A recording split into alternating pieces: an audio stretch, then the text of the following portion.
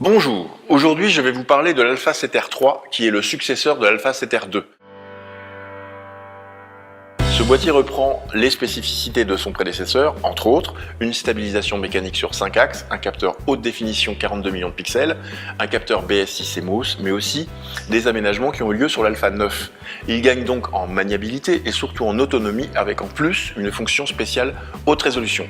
Parlons tout d'abord des batteries. Au niveau de l'autonomie, si nous le comparons à son prédécesseur, c'est le jour et la nuit. En effet, cette autonomie a été triplée grâce à la nouvelle batterie NP-FZ1000 de 2280 mAh qui équipe actuellement l'Alpha 9. Au niveau de l'ergonomie, un joystick à l'arrière qui remplace la couronne à sélection multiple et il est équipé d'un écran tactile haute résolution.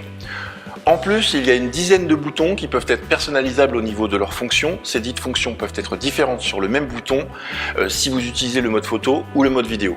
Le truc hyper malin, c'est l'enregistrement de la configuration du boîtier. Vous pouvez ainsi sauvegarder la personnalisation de votre boîtier sur la carte SD et la réinstaller sur un autre boîtier, par exemple celui de votre copain, celui de votre assistant ou un boîtier de lock. Le bouton d'enregistrement tombe sur le pouce droit, ça c'est plus intelligent qu'avant. Les menus sont mieux organisés que sur le boîtier précédent avec un onglet Mon menu qui est personnalisable. Une connectique plus rapide pour le transfert de données, un USB-C qui lui permet de travailler connecté avec des logiciels tels que Capture One Pro. 2 slots pour la SD, un seul hélas en UHS 2, une prise synchro flash, une prise casque, une prise micro, une prise pour la télécommande, du Wi-Fi, du Bluetooth, du NFC pour la communication. La dynamique de ce boîtier reste assez bluffante avec une très belle maîtrise de la montée en sensibilité jusqu'à 102 400 ISO. Vous pourrez donc vous retrouver à peu près à 12 000 ASA sans que vous n'y trouverez rien à redire.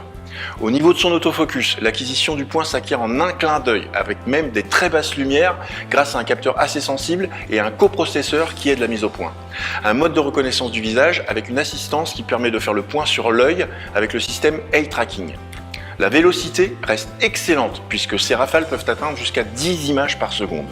La fonctionnalité haute résolution dont nous avons parlé précédemment s'appelle le mode Pixel Shift Shooting.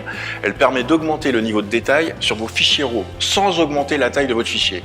En fait, l'Alpha 7R3 prend 3 ou 4 clichés RAW et les compile après dans le logiciel. Donc la capture se fait évidemment dans le boîtier et l'assemblage du fichier se fera dans le logiciel Sony ad hoc. Ce mode pourra être très utile pour les photographes qui veulent du détail accru, notamment sur des sujets qui doivent être parfaitement immobiles et avec une lumière constante. Donc c'est parfait donc pour la photographie de nature morte en studio.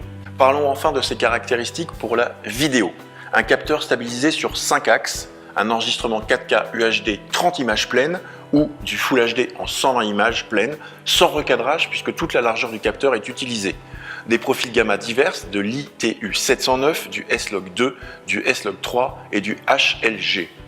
Des réglages plus fins pour la vidéo et plein d'assistances malines et intéressantes. En conclusion, ce boîtier possède une qualité d'image tout bonnement impressionnante. Il est rapide, il est efficace en mise au point automatique, à condition cependant d'avoir les optiques adéquates. Une dynamique légèrement augmentée, une autonomie enfin digne de ce nom, une nouvelle interface physique personnalisable qui améliore grandement son ergonomie, des menus totalement repensés font de ce boîtier une véritable bête de guerre.